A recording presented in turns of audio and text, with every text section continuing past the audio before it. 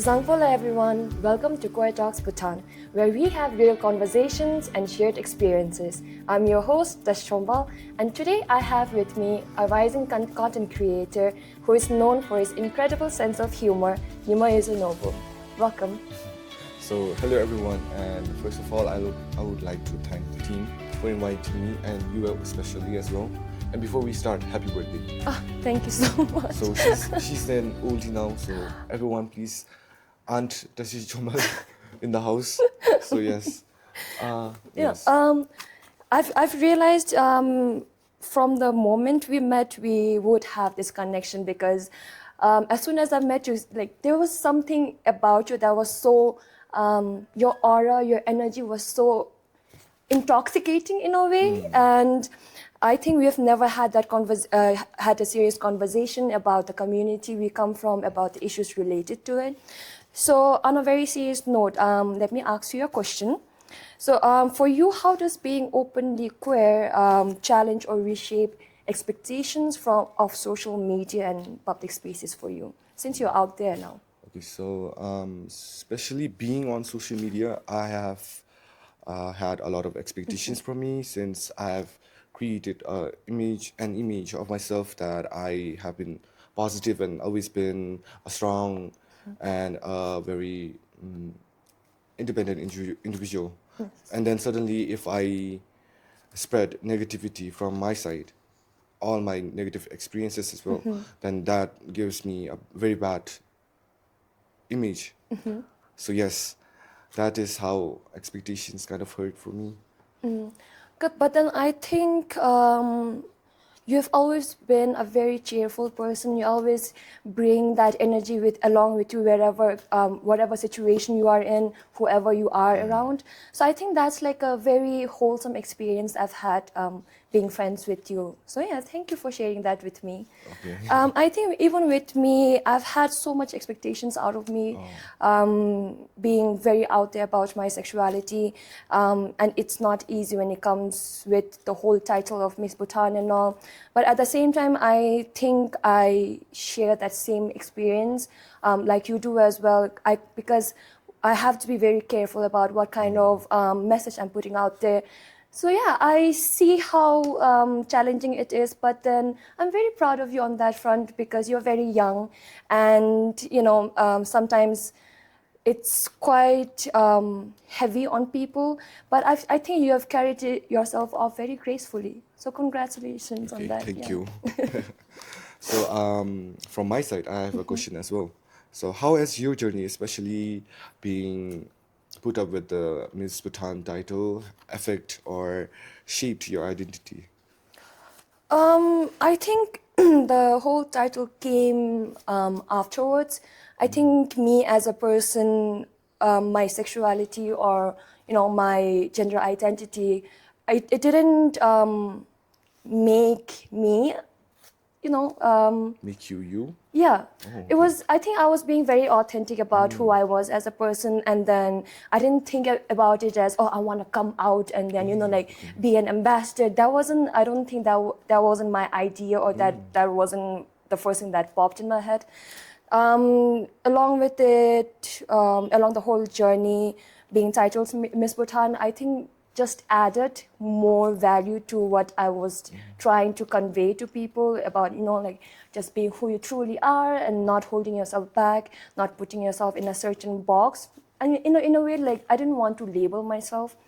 But I think it has been quite an amazing journey. I had a lot of challenges that I had to face alone as well. But I am very grateful to all the experiences I've had because it made me now the person I am. So yeah. Okay. So I have another question on top of that. So being out there as a very open and queer person, has it brought any perceptions from people, both negatively or positively? I think a lot. More on the negative side, because people weren't very used to the idea of a beauty queen being someone like me, I guess. Because I'm a little rough on the edges, as you know. I'm not the stereotypical like idea of what a beauty queen should look like or should behave like or should talk like, or as a matter of fact like sit like. But at the same time I think it came from a space where people didn't really know more about it. Firstly, I had tattoos, like I had like a really rough kind of hairdo. My sense of fashion was quite androgynous. And then on top of that, when I came out as gay, I think that shook people to the core where like ngachi mole tika ngachi mole do mole tika mo yo chimbe kind of thing. So I think that kind of backlashes motivated me more to succeed and then prove to people that like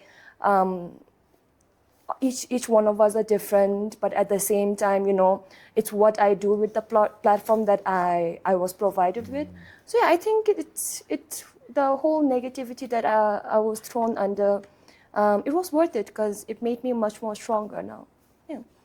So even with you, what about how does being queer change how people perceive you? Both negatively and positively. So I actually did not think to that extent because I've never been in a position to actually have to face people about my sexuality. But then again, I did actually open up to my parents and then my friends as well. But then I've never had the chance to actually face the same challenges as you. So yeah.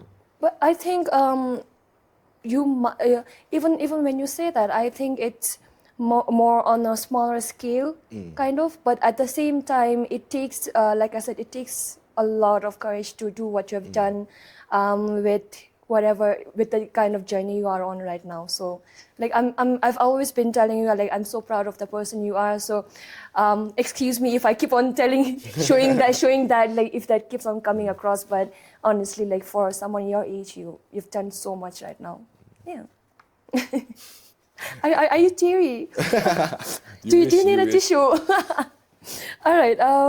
So my next question to you would be, since you're 3D right now, Yes. so that in itself makes you a voice for younger queer generation right now. And how do you think that does that put any kind of pressure on you? A bit, honestly, because before everything, I actually did not have the idea of coming out as well. And then there was no pressure. I could have been closeted and then choose to live a silent life. But then everything blew up. And then there's a lot of expectations. And then they have to look up to someone. And then suddenly there I am, standing in the midst of, standing in the midst of the fire. I'm standing there. So I feel like I had to empower other people as well to be who they are and then not be afraid of what they want to do and what they are as a person as well. So I feel like that's kind of pressuring in a way. I think all of us have that growing up because even for me, I was really young when I was thrown under the spotlight, and I had so much of wanted attention as well and unwanted attention as well. And I think it is very common that most of us, like crumble. But at the same time, I think the most important thing to do is rise stronger than you were. I've always told myself that, like I want to be kind of like a chameleon. Chameleon, okay. Change according to the kind of Okay. situation you are put in, like how they change colors. Because I think it's okay to have different faces for different, in different situations and with the different kind of circumstances that you're put under. But yeah, I think all of us, I think it's in us and the individuals from our community to always rise to the occasion. And I think, yeah, it's amazing how each of us has gone through different, like path in life, Yes. but at the same time, came through at the end. So it's been an amazing experience so far. All right, because I feel like we are coming from the same work field in a way, if I would say, because I love posting on TikTok as well. I like to post nonsense as well sometimes. Like I don't have like a, you know, a certain type of content that I create, and I feel like we are on the same page on that.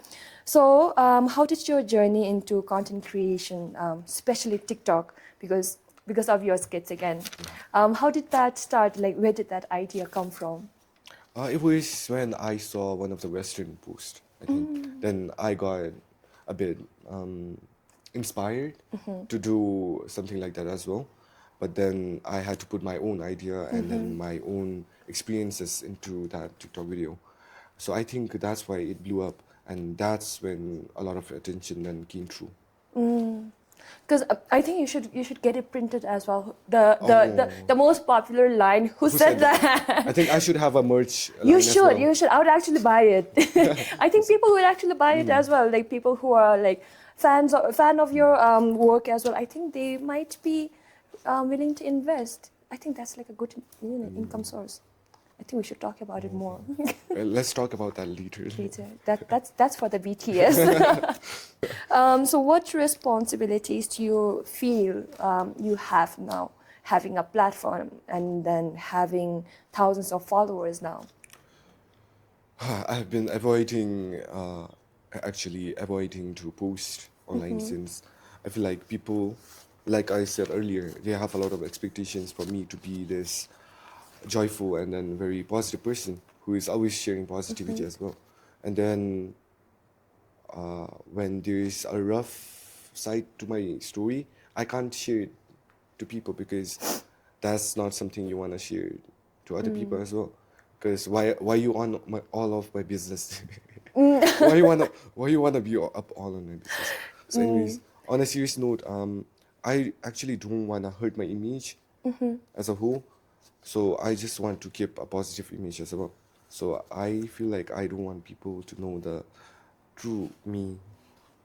But then the true you is a wonderful person as well. And I share the same mindset with you when it comes to not oversharing a lot on social media. Because firstly, like you said, it's none of their business. But at the same time, I do want you to know that if you ever need, a good set of ears you want someone to, talk to, rant to, I'm always there for you. Hello? Don't say that. I'm always there. Like I'm like, oh, do you want to share? Do you want to rant? Oh, more rant But that's the kind of support we're showing each other. Can you at least try to act like I'm there? Oh my God. Okay. More serious now. I feel like it's kind of getting very heavy with a lot of questions and then a lot of sharing like, there's a lot of negativity that harbors when you overthink a lot. So do you want to make it more fun? Yeah. Should we play an icebreaker? Alright, but you gotta start because I'm bad at games, so you gotta start. Obviously, you are. But you have to tell me what are the things what kind of game we are playing or what I have to do. I was just gonna start the. Alright, you can just start. I'm just kidding. So we're gonna play a game where we're gonna put each other in a spot, and then we're gonna give each other a scenario, and then we're gonna explain. Express. It's not express though. It's explain if that situation happens to you, then how you are going to react to it. All right. So you're gonna ask first. And first thing I ask because, and first thing will happen binwa. Multi happen mabinga. So scenario devotion. A post goes viral overnight. What's happening behind the scene? Okay, I'm taking some offense in that. They haven't been all right. If that happens, how am I going to react? I think I'll be very normal about it. I mean, I will show up. The first thing I'm gonna do is now that you have made that comment and hurted my ego, I'm gonna send it to you. I'm gonna be like, do you see that? It happened for me. So I'm gonna obviously show off about it. And at the same time, I think I would try to keep up with the same kind of content because okay. if it gets, like viral, if it's viral, it's viral for a reason. So I think I'll follow the same kind of algorithm, current. okay. Yeah. Oh. What about you? How would you react? Since you've already experienced it. Okay. When it happened to me, I was just like, yeah, I made more. Just maybe a rule so Okay. I think this. Okay, let me put up a scenario for you as well, because like I'm a little spiteful now. So, how would you react if you receive your first hate comment? That being from me, because I'm going to be the first one to drop a hate comment now after you made that remark about me not going viral. Yes. No, but then how would you actually react if you get a honestly, really? I would be like, yes. Because Really? then that means that you are actually making it happen. If they're talking about you, you're You'd be actually like, doing yes. something right. Exactly. That makes a lot of only sense. when a lot of rumors fly about you as well, then that means that you're making it. You're going viral, then you're going famous. Is it Like, yes, please give me more. Tell me more, kind of. I see that. I see that happening. Do you want me to throw one, or do you want to throw one, or do you want to go like? Let's go back and forth. Let's do it. All right. Okay, so you're seen as a perfect influencer. What's the reality? Is that a jab at me again? And are you? Are you though? Are you trying to? What kind of grudge are you trying to win right now? All right. I don't think I would call myself the perfect okay. influencer. Like I said, oh my God, I have so many flaws. Especially when I go live on TikTok as well, or be it on any other social media platform. There are moments, like I think I'm more known as someone who's very soft spoken. So when there are like moments when I lose my control over my emotions, because obviously I'm human, at the end of the day, I do lash out a bit. So the reality as in like the real me, I think I'm very bold, I'm very impulsive, I'm very I think I'm a go-getter. So if I want something, I'm like, okay, I have to get it, like, or I have to achieve it, kind of thing. So I think I'm very strong-willed that way. Okay. I don't think that's something bad though. I think it drives me to succeed more, or to prove people wrong more. What? I don't think Tabo Hoka is going to leave me anytime soon. Exactly. Whenever I go live, people are like, Tabo Hoka, Ajim Tabo Hoka. I'm like, yes, I'm the one. I'm the one that kissed Reagan. Bumkish Sami the movie. But that actually made history, because like I think our industry right now, we didn't even have like, I'm not sure, correct me if I'm wrong, guys. We didn't even have like two heterosexual like having this on screen partners like have that kind of like scenes done. So I think that's actually like very it made history. Okay, so let me do the next one as well. You speak on LGBTQ plus issues. So what backlash might follow? I don't think there's any backlash. Till now, I don't think I've had like major like negativity thrown at me because I spoke on LGBT issues. I think most of it had to do with, like I said again, people not actually understanding us in a way, because I think. How should I put it? Because I don't want to make it sound negative, because it's not. But at the same time, it is, you know what I mean? Okay. I think I have to go back to the whole title again, because everything with me is like, I think it's related to the whole Miss Bhutan title, where I'm not supposed to like speak a certain way or speak on certain things. But I don't think that has ever stopped me from, like being a voice for my community, as like a lot of other,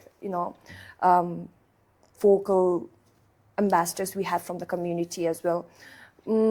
I think the biggest backlash would be something very funny. Okay. There were actually rumors going around about me where it was like, our new Miss Bhutan, she's a trans woman. Oh, And wow. I was like, okay, I'll take that as a compliment because I had short hair back then. And I think a lot of people thought I was, biologically, I was born male, And then, which I take a lot of like, I'm like, oh, thank Grateful. you. Oh, That's okay. that's like such a compliment, because if people really believe that I was born biologically male and then I'm a trans woman, I'd be like, oh, all right, I'm a trans woman then, and I won it. I won Miss Bhutan being a trans woman. So I think that was the only backlash kind of thing I've had, like speaking on LGBT issues. Yeah, it's quite funny though. Can I ask something on this question, game as well? Do you think guys have it more rougher than girls in this community? Like I think all of lesbians, the us. gays I keep on think all of us have our own struggles. I would say, in a way, coming out as queer, it has been much more easier for me than a lot of the other individuals in our community, because I think I was privileged enough to receive a platform where I can talk about my identity and then talk about my community and not have people be like very like criticizing of me. So I think I've had it quite easier compared to a lot of the other individuals. But like I said, all of us have our own struggles, and which struggles that we don't talk about. At the end of the day, what we can do is be there to be, like support system for each other in the community. Yeah. Is that like? All right, let me ask you, because I feel like it's going more diplomatic again. You should stop asking me questions that, like brings out that diplomatic answer from me. lesbian All versus right. gays. Is it like a gay versus a lesbian right now? Yeah, it was. All right. So people assume your life as a content creator is easy. What do you think about that? It is not there. Obviously not, because there are days when you don't want to post. Recently, I've actually stopped posting as well, because honestly, like camera may be but then that's another That's a reason. different. That's a different reason as well. But then I kind of had this. I feel like I felt pressured as well, and then I was like a bit off because I didn't get much views or likes as well, like I used to back then. And then now there is this question and then doubt that's coming to my mind, like what am I supposed to do next? And then also like being queer, posting a lot sometimes brings a lot of backlash and criticism as well. So then I was like, I should take a bit of break from social media, mostly on TikTok. Telemen khatsa chikchapching followers. 9,999 mata hechas.